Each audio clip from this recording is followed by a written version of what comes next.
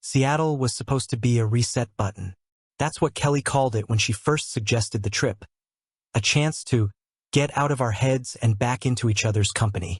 She'd said it one night after dinner, casually, like it had just popped into her mind, but I could tell she'd been thinking about it for a while.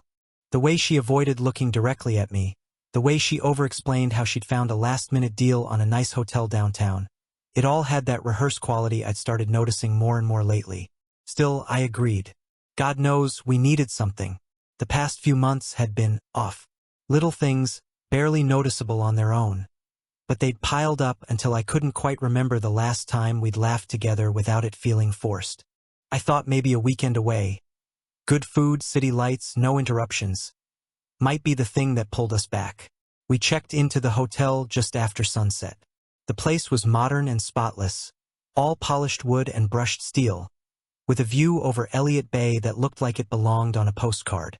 Our room was on the 12th floor, high enough to see the ferries moving like slow white ghosts across the water. Kelly went straight to the window, tugging the curtains open wider, her voice full of exaggerated awe as she commented on the view. I sat down on the edge of the bed, kicked off my shoes, and let myself sink into the mattress. I wanted to believe this was the start of something good. She announced she was going to take a quick shower before dinner. I half-listened as she dug through her suitcase for toiletries, humming a tune I didn't recognize. The bathroom door clicked shut behind her, followed by the steady rush of water. That's when it happened. Her phone was on the nightstand next to me, face up. I wasn't looking for anything, but the sudden glow caught my eye. A notification slid across the lock screen. Tom, see you at 8. Got us started. Underneath was a photo. 2 glasses of red wine already poured, sitting on a white tablecloth, candles burning between them. The kind of table you don't set for just anyone. My stomach tightened. Without thinking, I picked up the phone. The warmth of it in my hand told me she'd used it just minutes ago.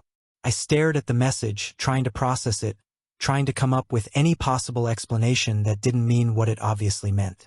But before I could swipe or tap or do anything, the screen went black, my reflection staring back at me in the glass. I set it down exactly where it had been, my fingers suddenly aware of how guilty they felt just for holding it.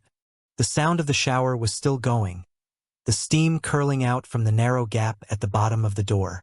My thoughts started sprinting ahead of me. Who was Tom? A coworker? A friend?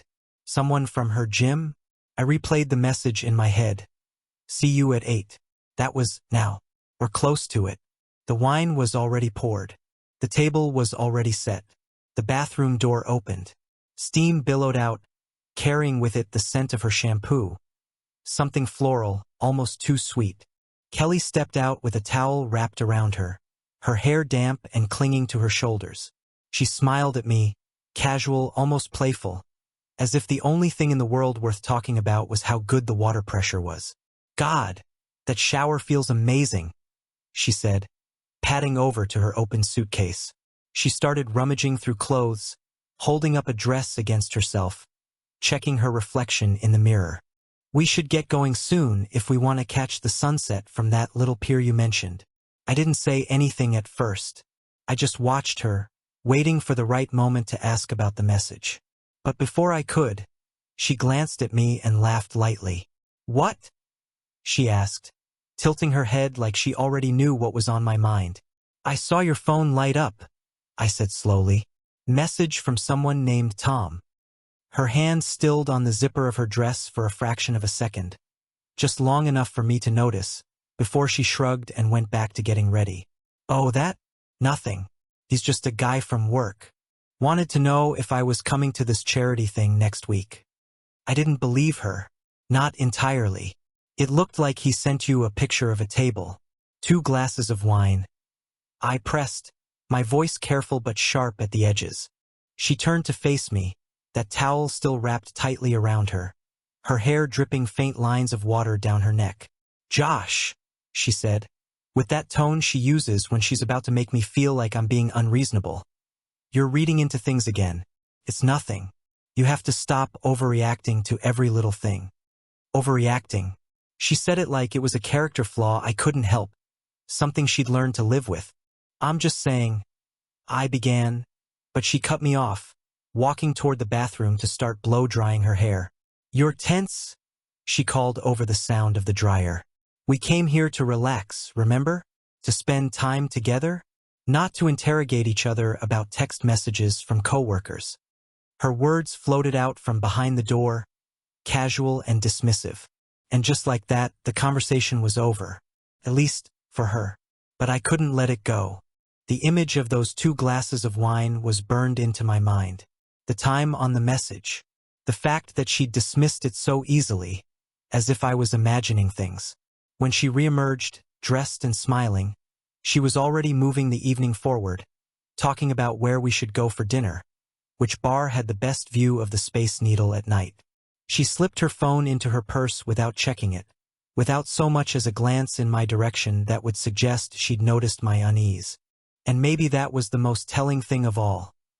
How quickly she'd decided that my suspicion didn't matter. Left alone with my thoughts, I stared out the hotel window while ferries stitched slow white lines across the bay. The city hummed beneath us, but inside my chest it was quiet in the worst way. Like the room had been vacuum sealed and I was the last breath trapped inside. The bathroom fan purred. Somewhere in the hallway, a cart squeaked. I told myself the message meant nothing. People named Tom exist. Restaurants exist. Photos of wine exist. But that picture kept replaying behind my eyes, bright as a warning light. I tried to swallow it. It stuck. So I did what I always do when something hurts. I rewound the tape. I let the past few months spool back through my head, scene by scene, until the scratches and skips made their own pattern. Once you start looking for a straight line, you can't unsee how straight it runs. Started small, always does. Kelly began switching off our shared location, the one we kept more out of convenience than control. We used it to time grocery runs and airport pickups, not to test each other. The first time her dot disappeared, she texted me a selfie from a parking garage and said her battery died. No big deal. The 5th time, I was embarrassed that I still said okay. Then came the late evening workouts, the ones that somehow stretched past 11. She used to joke that the only thing we lifted after 8 p.m. was the TV remote. Now she'd breeze in with a red-cheeked glow and a breathless energy that didn't smell like the gym. Not sweat, not rubber floor, not eucalyptus towels, something else. A new perfume threaded with someone's cologne. Sweet, then smoky, then citrus I couldn't place. I asked what class she took. Intervals, she'd say, and kiss the air beside my cheek like we'd perfected the idea of affection and outsourced the contact. New dresses started appearing with tags already snipped. Not designer, just deliberate. Cleaner lines, bolder colors, shoes that said they matched on purpose. I complimented her because she looked incredible and because I wanted to be the kind of husband who notices, even when noticing hurts. Caught a sale, she'd say. You'd be proud. I practically made money. She stopped asking what I thought she should wear and started asking the mirror instead. The mirror was someone she could trust to tell her who she was becoming. Her phone changed the most. It used to live wherever she dropped it. Couch cushions, the kitchen counter, the top of the laundry pile. Lately it followed her like a shadow. She took it into the shower, to the mailbox, to the garage when she pretended to reorganize the camping gear we never used. At dinner it sat face down by her plate like a third guest who needed constant reassurance. If it buzzed, she'd slide away, client call, and vanish into the hallway, the porch, the car, anywhere a door could close. Sometimes I'd hear the smile in her voice through drywall. She'd come back 10 minutes later, calmer, lighter, like she'd offloaded a version of herself and returned with the edited cut. I noticed the laugh too. We used to have the same laugh, couple's mouth, my sister calls it, where you catch the joke at the same time and the sound lands in one place. Recently, on the phone, Kelly laughed an octave higher. With me, she'd drop it low again, like she'd hung her public voice in a coat closet and slipped into house shoes before re-entering the room. Saturday mornings changed. We had a ritual bakery run. Almond croissant for her, ham and cheese for me. Coffee we pretended was better because the barista drew hearts in the foam. Lately she slept through it, claiming late-night emails. I'd bring the croissant home and find her in leggings at the table, head tilted the way it is when she's typing something long.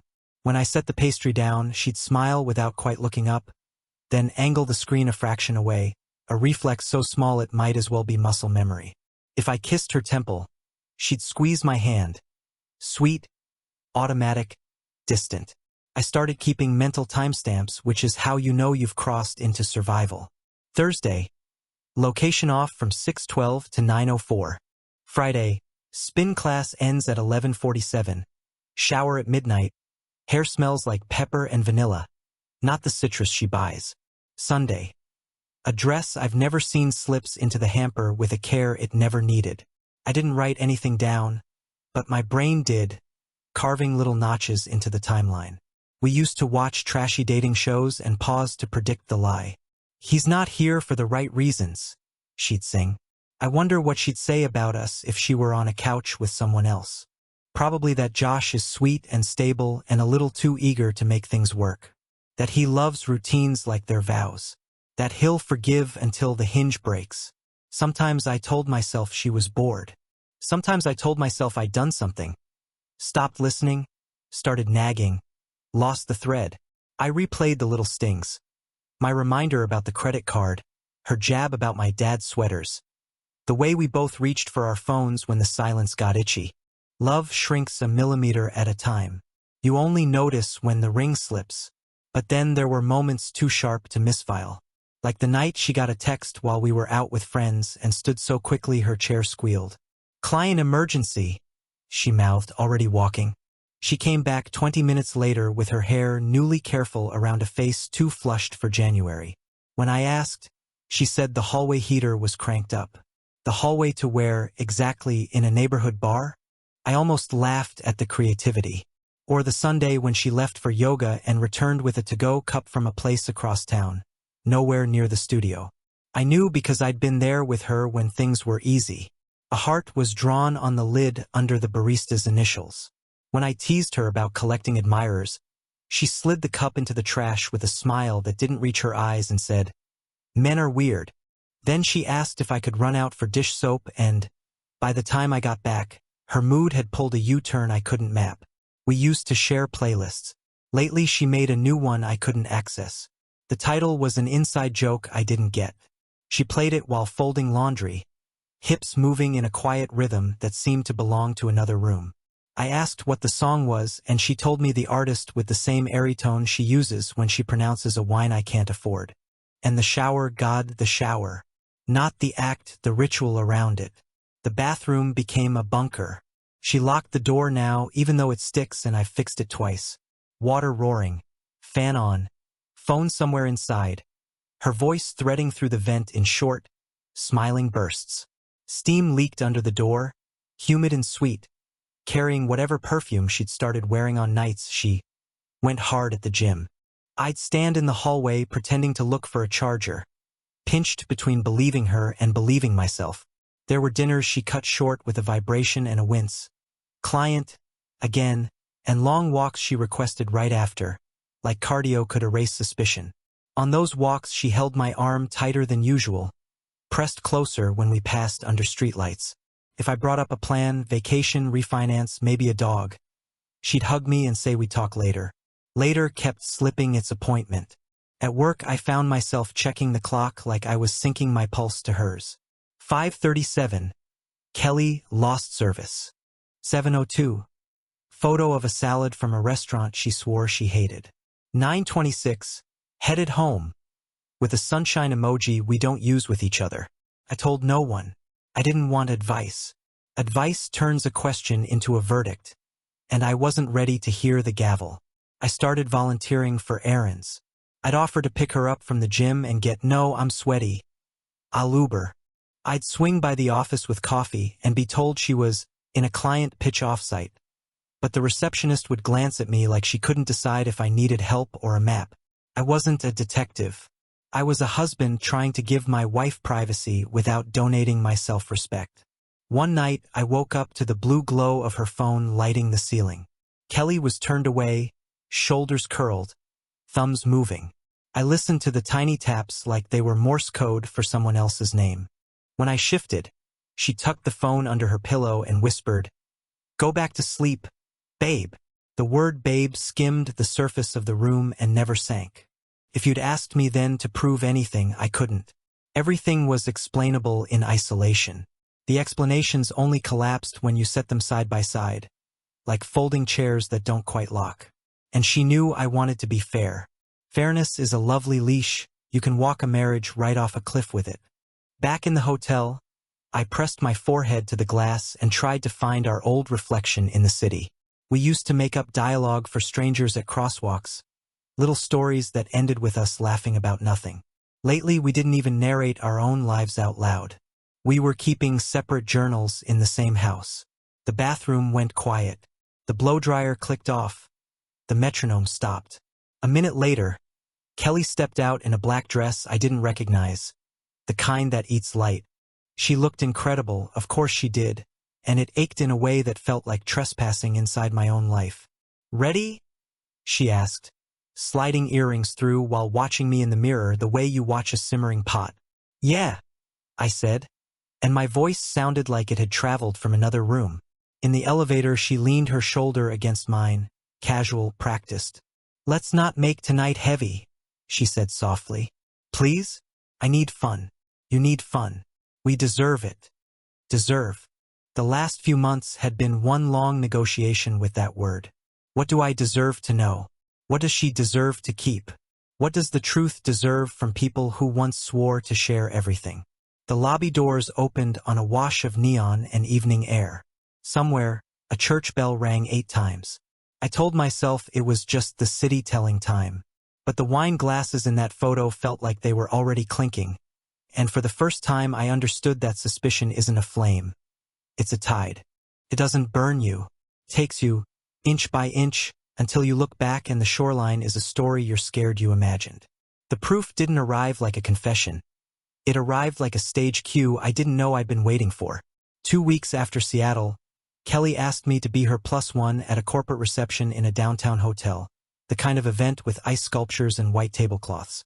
"It'll be boring," she warned, smoothing an invisible wrinkle from my jacket.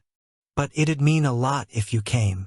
I said yes because that's what you say when you're still pretending the center can hold. The ballroom was a snow globe of grown-up theater, low jazz, clinking silverware, name badges that made everybody look important. Kelly worked the room like a current. She knew who to greet, who to hug, who to laugh with for exactly 3 polite seconds before slipping away. I trailed at a respectful distance, a moon learning its orbit again. She kept introducing me as my husband, Josh, with that careful brightness people use for antique glass. Valuable, fragile, rarely handled. If suspicion is a tide, events like this are piers. You can either tie up and pretend you're anchored, or you can watch what the water's doing under the surface. I tried to tie up. I said yes to the first waiter with a tray, then the second. I made small talk with a VP about Seattle coffee, laughed at a joke that didn't have a punchline, and checked my watch like it might tell me something more useful than the time. Kelly squeezed my arm at one point. "Back soon," she said. "Need to say hi to someone from marketing." Innocent words, a familiar look. She drifted toward the glass doors that opened onto the hotel's garden. String lights, manicured hedges, a fountain trying to whisper over the music. I watched her move through the crowd until the glass swallowed her reflection, until there was just the night and her shape inside it. I didn't follow. I stood with my watered-down bourbon and stared at my own face in the window for a second, as if the glass could tell me whether I was a good man or just a patient fool. Then, in the reflection, a man stepped into frame behind her. Tall, dark jacket, posture like he'd been here before. I turned my head and looked past the glass. They were close. Not awkward networking close. Left hip to right hip close, hands resting where familiarity lives. His palm sat low on her waist, her fingers on his lapel as if she were adjusting something that didn't need adjusting. The string lights ran a line of gold along her cheekbone. She looked younger out there, or maybe just less explained. I told myself to blink. I didn't. He said something and she laughed, the high version of her laugh, the one I'd only heard lately through walls and vents. Then her hand slid to the back of his neck, and the world tightened to a pin. They kissed. It wasn't a quick collision. Not a hello or a goodbye. It was a full, unhurried kiss. Long enough for the fountain to cycle, long enough for me to count far past 10 and forget what number I was on. Long enough to shatter the argument that I was imagining things. The glass fogged at the edge of my breath. My first thought was stupid and domestic. She'll smudge her makeup. My second was worse. She already has. I didn't make a scene.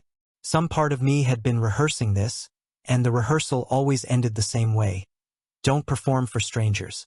I put the bourbon on a table I wasn't standing next to and walked toward the dessert display like I cared about mousse. The band shifted to a brighter tune. A cluster of people laughed too loudly near the coat check. I hated all of it for how normal it sounded. By the time Kelly came back inside, her cheeks were flushed and her lipstick had faded at the edges. She'd added a gloss that wasn't there before, the kind you swipe when you want plausible deniability. Sorry, she said. Breath even, smile steady. Got cornered by Tom from the West Coast team. He can talk. Tom. There it was, an ordinary name for an extraordinary wound. Yeah, I said, aiming for neutral. What's he like? Smart. Intense. Married to his job. She said it facing the room, not me, as if the answer belonged to the air more than to our conversation. You'd like him. I nodded and asked if she wanted water. She said yes like a truce and dabbed at the corner of her mouth with a linen napkin, a tiny surgical motion, like she was erasing a comma only she could see. For the next hour, I performed a version of myself I didn't recognize. I shook hands. I accepted compliments for work I didn't do. I told a senior partner I loved the salmon when I hadn't tasted it. Kelly floated back and forth, tethering herself to me with light touches. Wrist, shoulder, the small of my back, as if to prove something to the room or to herself. On the way to the restroom, I detoured.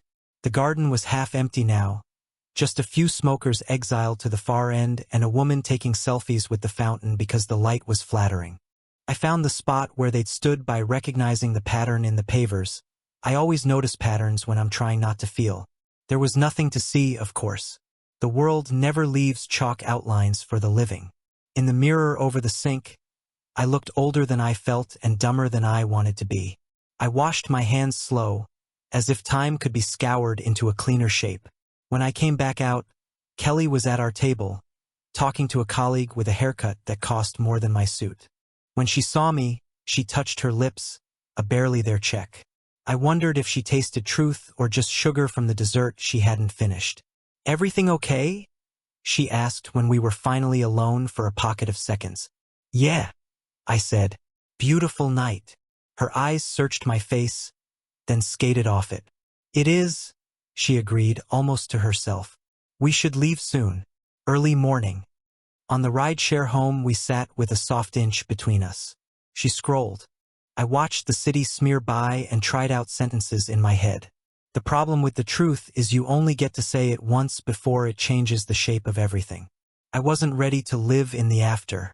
Not in the back seat of a stranger's car with the driver's playlist making everything feel like a montage.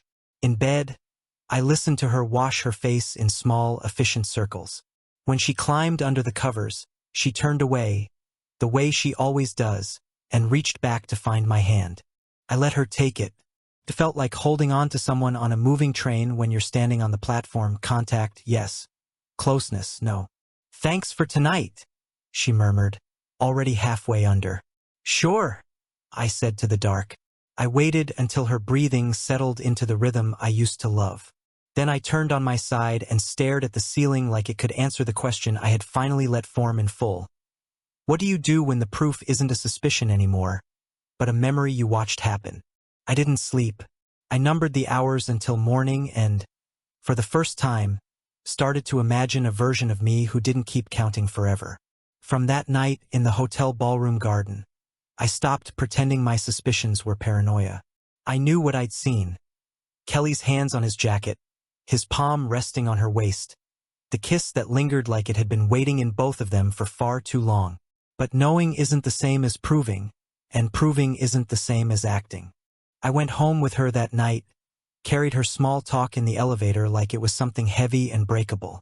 She asked me about work, about the weather for the weekend, even whether I thought the Seahawks might have a sh*t this year. She was building a buffer of words so we wouldn't talk about the only thing worth talking about. In the days that followed, I played my part. If she wanted to act like nothing had happened, I would let her on the surface. But under the surface, I started collecting. It began simply. The next morning, while she was still in bed, I slipped into the kitchen with her phone. She'd left it charging on the counter, screen dark. I didn't unlock it yet. Instead, I checked the settings. Location sharing, disabled. Privacy mode, on. Notifications preview, off. I took a photo of every setting screen with my own phone, a breadcrumb trail in case she suddenly changed things for work.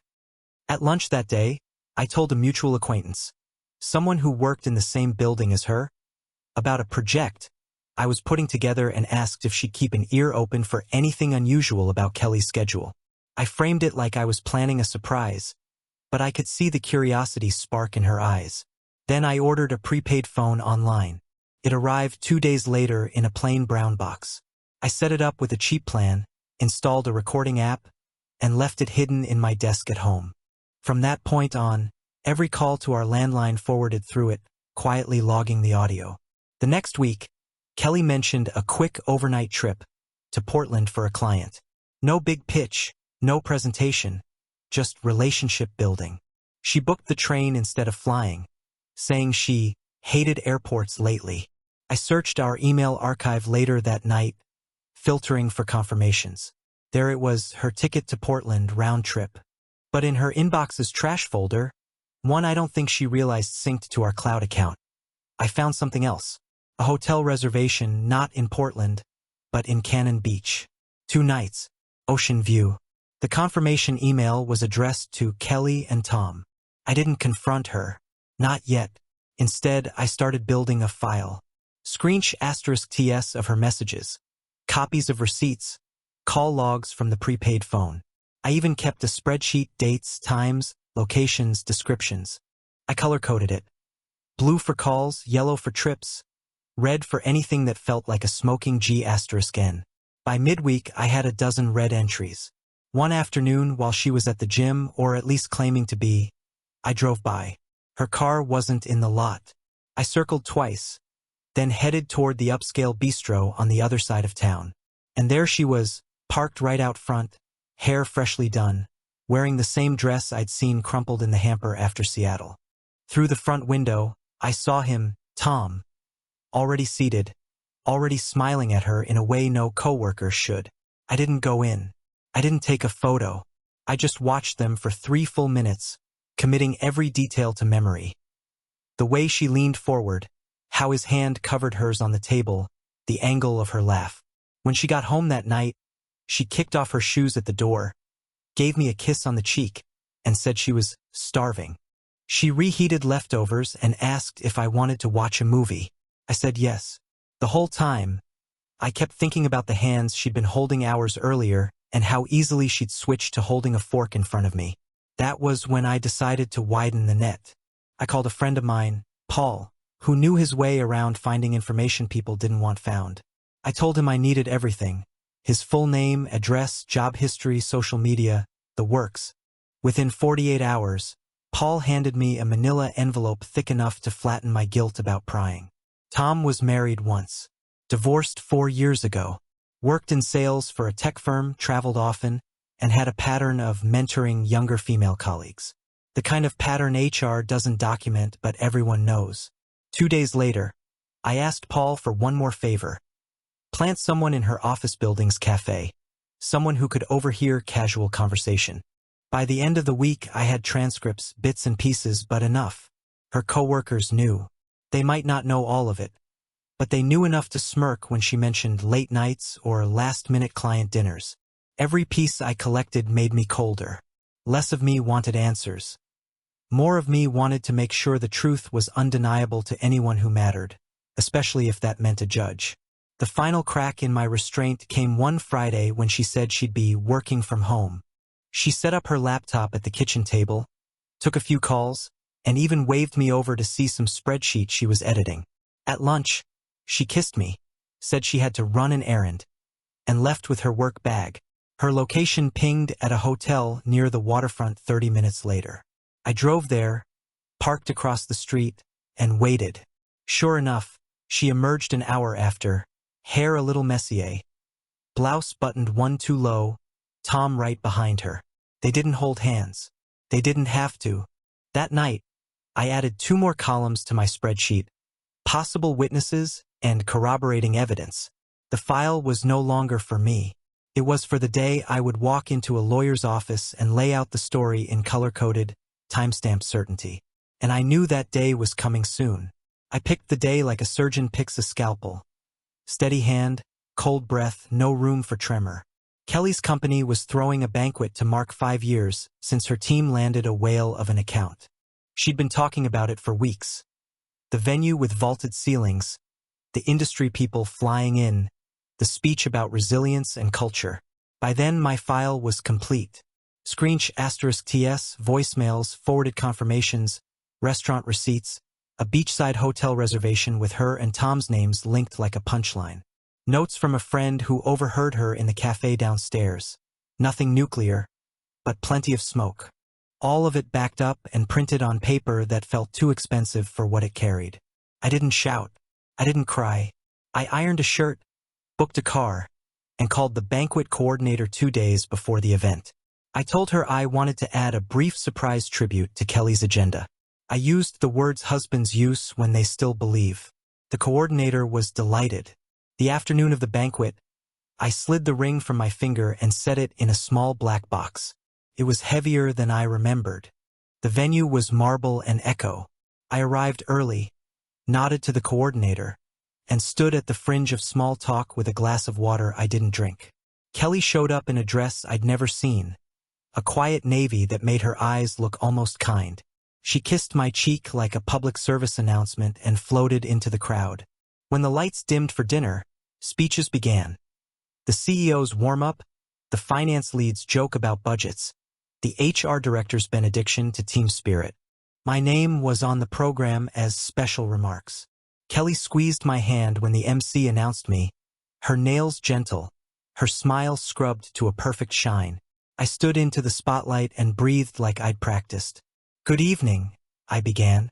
I'm Josh. I'm Kelly's husband. Tonight is supposed to be about celebrating her work, which many of you know better than I do. I'm here because I wanted to say thank you for supporting her, for rooting for her, for making space for her to be as ambitious as she is. Sounded like love. Maybe it was once. I let the room relax around my voice. Then I set the ring box on the podium where the nearest tables could see. There's a different kind of thank you I have to offer, I said softer. Not just for the late nights and travel. For clarity. A few heads tilted. The MC, smiling on autopilot, tilted too. This is where I'm supposed to tell a pretty origin story, I went on. But the true story is shorter. Over the past months, my wife has been in a relationship outside our marriage. Some of you knew. Some of you helped make it convenient. Some of you didn't know and will be shocked. I'm not here to argue. I'm here to end something that already ended. The silence came fast, like the thermostat had been ripped from the wall. Kelly's hand *T to the base of her throat. I saw her lips form my name and then abort. I have evidence, I said. I won't be playing it. I won't be answering questions. I won't be naming the other person because it doesn't matter to me anymore.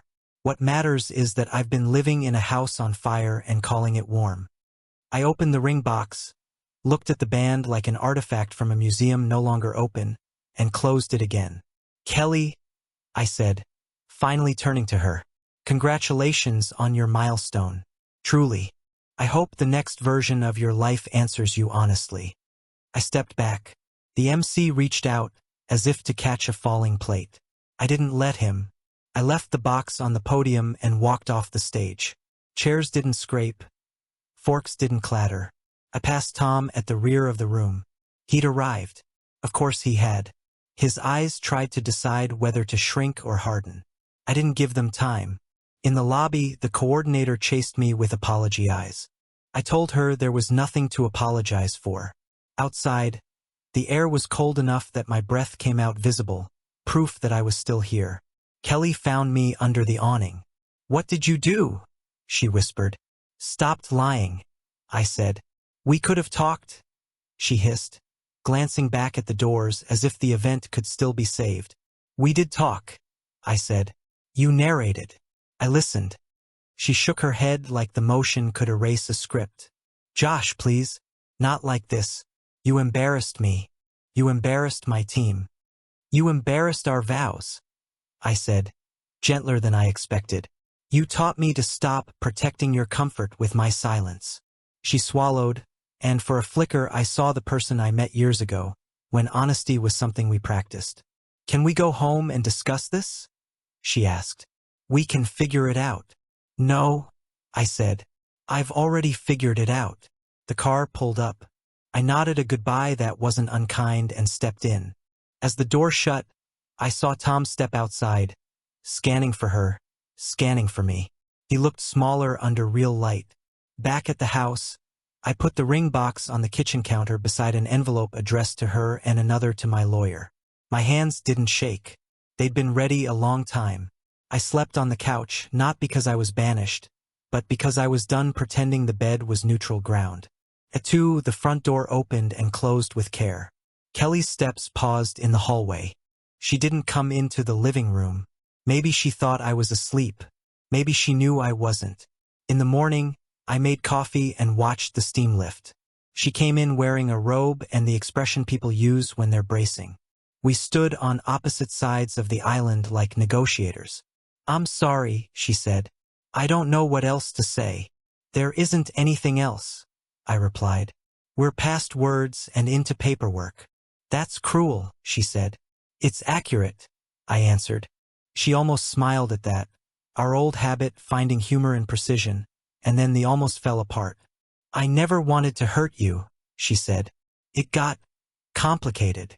Everything is simple when you tell the truth early, I said. Complicated is a tax. She looked at the envelope with her name on it, then at the ring box. Is there any version where we try? There's a version where we stop trying to do the wrong thing well, I said. I'm choosing that. I slid the coffee across. She took it like a piece she hadn't earned and nodded. I'll get my things after work, she said. Take what you need, I told her. Leave the key. She winced at leave, more at key, and left the kitchen without finishing the coffee. When the door shut an hour later, the house sounded like it exhaled. I stood in the quiet and let the future expand a fraction. Then I walked to my desk, opened the laptop, and sent my lawyer everything I had, with a note. File today. I do not want spousal support requested. I do not want ambiguity. I didn't feel triumphant. I felt accurate. Sometimes that's the best you can feel, and sometimes it's enough to start the rest of your life. I stood still now,